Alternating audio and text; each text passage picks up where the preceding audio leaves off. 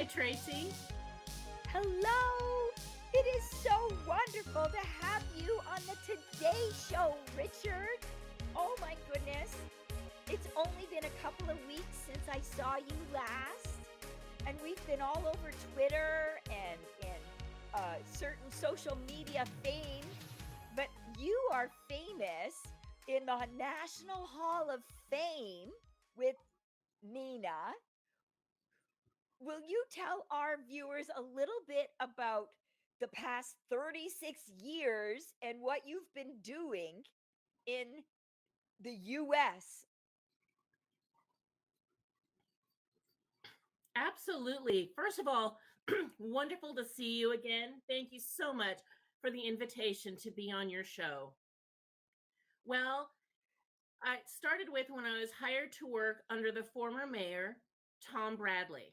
Oh, It was under a different program at the time. It was administration's job to help people find jobs. Once the Americans with Disabilities Act was passed in July of 1990, it went into effect June 30th of 1992 is when it went into effect.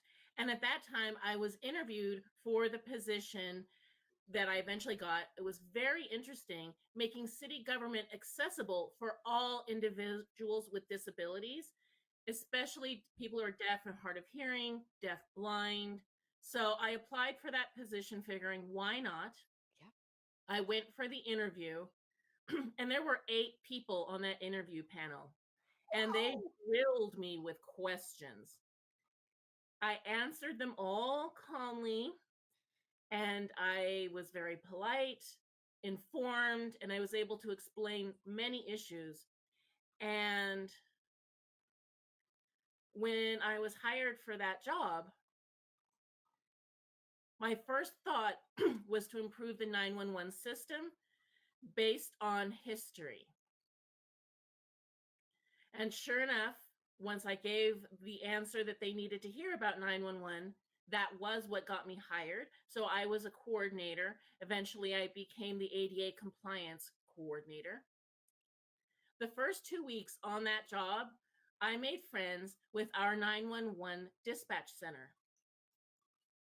And after that, I was able to help them transform the entire system to provide access to people who use TTYs, which was a communication device for the deaf people.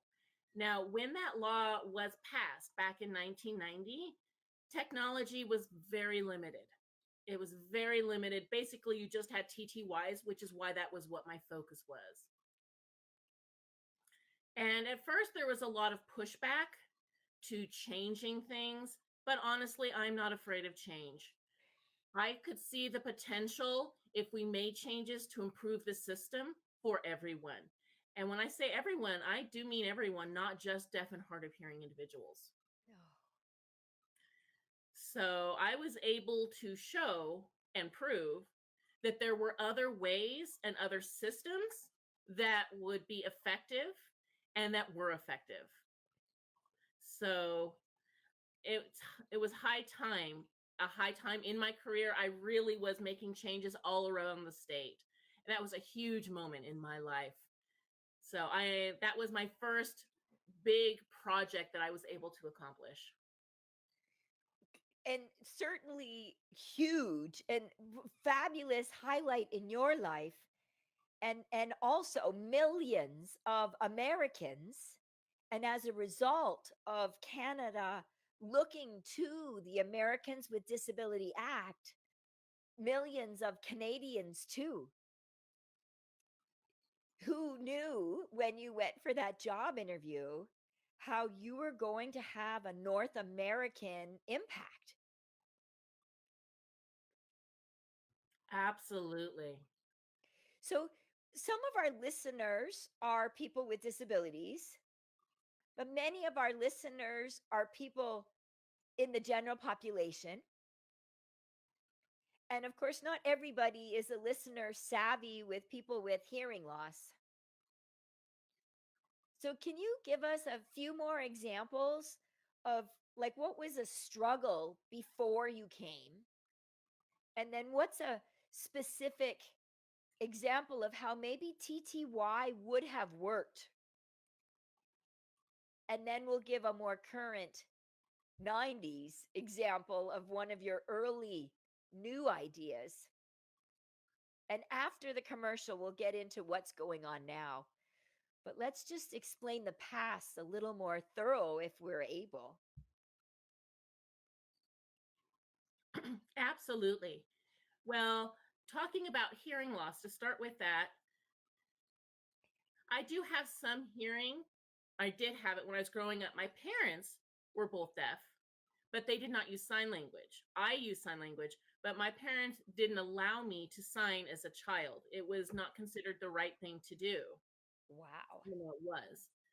So I learned sign language behind my parents' backs, which I think was a good thing. Yes. And then I have about an 80 decibel loss in my right ear and 85 decibel loss in my left ear. And back in 1996, I completely lost hearing in my right ear. Mm. And then in 2000, I lost whatever hearing I had left in my left ear. I was fine with becoming a deaf person, but I had developed tinnitus, and I couldn't control the ringing in my ears. It Ugh. was so loud. For 8 months, I couldn't sleep. Ugh. So I had a doctor recommend that I get a cochlear implant, which you can see behind my ear here. Okay. And that stopped the tinnitus. I do hear some. I couldn't hear everything perfectly, and I never expected to, but it was so nice to have the quiet again and not have that ringing noise in my ears at all times. So I'm very happy with where I am now. Then to talk about access to emergency services and TTYs, as I mentioned earlier, in 1990, technology was very limited. You could only use the TTY, and a lot of people had no way of accessing emergency services at the time at all. Wow. Now, remember, telephones at that time were analog. And so you had to leave your phone off the hook as a deaf person and hope the police would realize something was wrong and would come to your house to provide assistance or whatever. Oh. Or you could try just pressing buttons to see if that works. You could put the phone on the TTY and hit something because it will make a noise. But that meant you had to carry your TTY equipment over to where your phone was. It was not effective and way too time consuming. Yeah. It can take sometimes up to 5 minutes to have a call answered. Oh. And that's a matter of life or death. And the national standard is to have the phone call answered within 10 seconds. So that was no way any form of equivalence. So that was something we knew we needed to change. And that went until 2000. That's when technology was starting to emerge. And a lot of people made the transfer to higher tech, such as being able to use texting on phones, video phones came about, and other communication technologies. That was such a huge blessing because there were so many people with disabilities and so many people with cognitive disabilities who were able to use these emerging technologies. So honestly, it wasn't a benefit to a limited group. It was a universal benefit to so many people.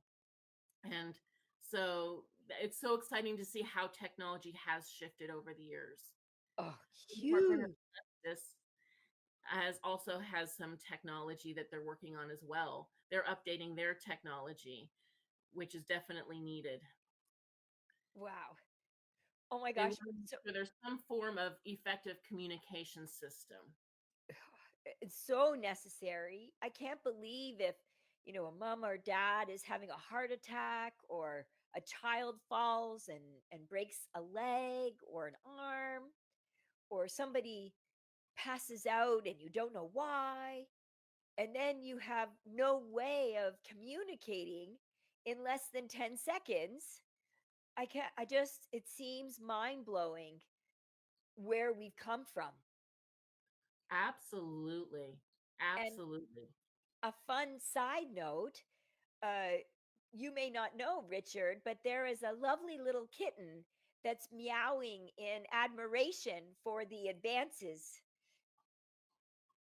And I'm not sure if it's your cat or Nicole, our interpreter's cat. I certainly don't have a cat here, so it's not mine.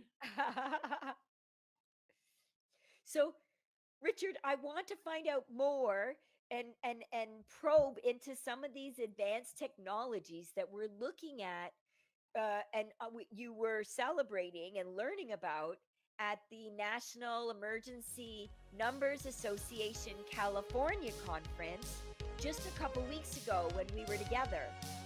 But I need to take a break. So, listeners, please stay tuned to learn more flabbergasting information about the advancing technologies in 2022 and some of the exciting developments that are happening with our National Emergency Numbers Association for people with hearing loss, for people with other disabilities, and for all people accessing 911. So we'll be back with more exciting information with Richard right after these messages.